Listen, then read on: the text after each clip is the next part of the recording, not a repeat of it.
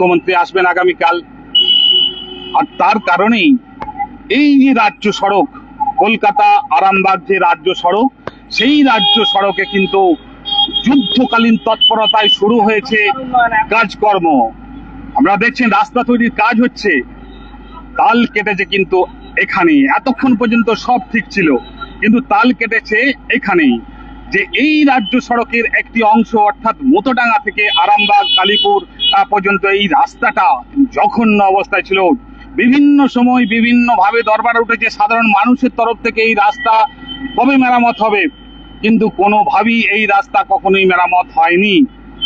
মুখ্যমন্ত্রী আসার কারণেই নাকি এই যুদ্ধকালীন তৎপরতায় এই রাস্তা মেরামত হচ্ছে।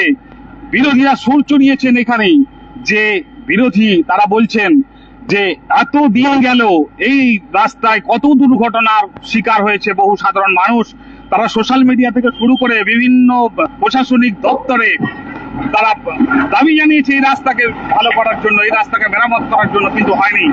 আর অথচ যখন আজকে আরামবাগে মুখ্যমন্ত্রী আসছেন, তখন যুদ্ধকালীন তৎপরতায় এই রাস্তার কাজ হচ্ছে। শুধুমাত্র মুখ্যমন্ত্রীর আগমনের জন্যই কিন্তু এই রাস্তা কাজ চলছে, এই কথা এই সুর চড়িয়েছেন বিরোধীরা।